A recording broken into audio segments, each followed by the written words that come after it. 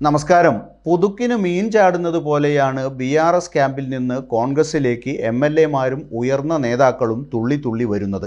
അടുത്തിടെ മുഖ്യമന്ത്രി രേവന്ത് റെഡ്ഡിയുമായി 4 BRS MLA-മാർ നടത്തിയ കൂടിക്കാഴ്ചകളെ തുടർന്ന് നിരവധി BRS MLA-മാരുടെ കോൺഗ്രസിലേക്കുള്ള പ്രവേശനത്തെക്കുറിച്ചുള്ള അഭ്യൂഹങ്ങൾ പ്രചരിച്ചിരുന്നു.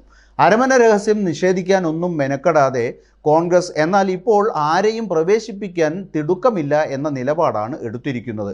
ഞായറാഴ്ച രാജേന്ദ്രനഗർ മണ്ഡലത്തിലെ മറ്റൊരു BRS MLA പ്രകാശ് ഗൗഡും മുഖ്യമന്ത്രിയുടെ ഉപദേഷ്ടാവ് വെം നരേന്ദ്ര റെഡ്ഡിയും മുഖ്യമന്ത്രിയെ കണ്ടു.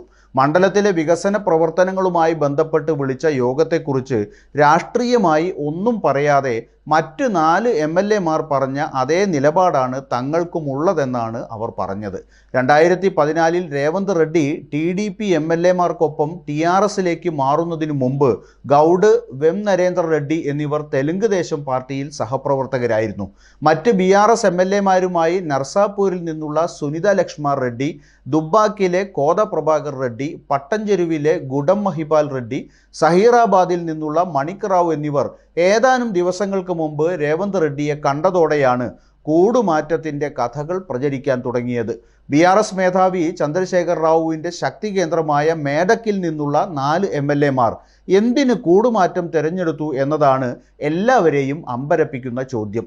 നിരവധി BRS MLA-മാർ പാർട്ടി വിടാൻ സന്നദ്ധത അറിയിച്ചിട്ടുണ്ടെങ്കിലും മേഡക്കിനെ തങ്ങളുടെ കോട്ടയായി കരുതുന്ന BRS നേതൃത്വത്തെ തളർത്താൻ ഈ 4 പേരെ ഒപ്പം കൂട്ടുന്നത് നന്നാവും എന്നാണ് കോൺഗ്രസ് വൃത്തങ്ങൾ കരുതുന്നത്. പാർട്ടി അധ്യക്ഷൻ K ചന്ദ്രശേഖർ റാവു പാർലമെന്റിലേക്ക് മത്സരിക്കണമെന്ന് ആഗ്രഹിക്കുന്നുവെങ്കിൽ ഏറ്റവും സുരക്ഷിതമായ സീറ്റാണ് മേദക്ക്. BRS-ന്റെ ഏറ്റവും ശക്തമായ അടിത്തറ എളുപ്പത്തിൽ കീഴടക്കുമെന്ന സന്ദേശമാണ് ഞങ്ങൾ ഇതിലൂടെ നൽകുന്നതെന്നാണ് കോൺഗ്രസ് നേതാക്കൾ പറയുന്നത്. ചില MLA-മാർ BRS വിട്ടെന്ന അഭ്യൂഹങ്ങൾ ശക്തമാണെങ്കിലും ഇത് തെരഞ്ഞെടുപ്പിന് ശേഷമേ ഉണ്ടാകൂ എന്നാണ് ഏറ്റവും ഒടുവിൽ ലഭിക്കുന്ന വിവരം. അതുവരെ കോൺഗ്രസിലേക്ക് അടുക്കാനൊരുങ്ങുന്ന MLA-മാരോട് തെരഞ്ഞെടുപ്പ് പ്രചാരണ വേളയിൽ വല്ലാതെ സജീവമാകരുതെന്ന് നേതാക്കൾ ആവശ്യപ്പെടുന്നുണ്ട്. പ്രത്യക്ഷത്തിൽ BRS ചെയ്തതുപോലെ കൂറുമാറ്റങ്ങളെ പ്രോത്സാഹിപ്പിച്ച് അതിൻ്റെ പേരിൽ വിമർശനം തലയിലേറ്റാൻ ഈ ഘട്ടത്തിൽ കോൺഗ്രസ് ആഗ്രഹിക്കുന്നില്ല എന്നാണ് നേതാക്കൾ നൽകുന്ന വിശദീകരണം.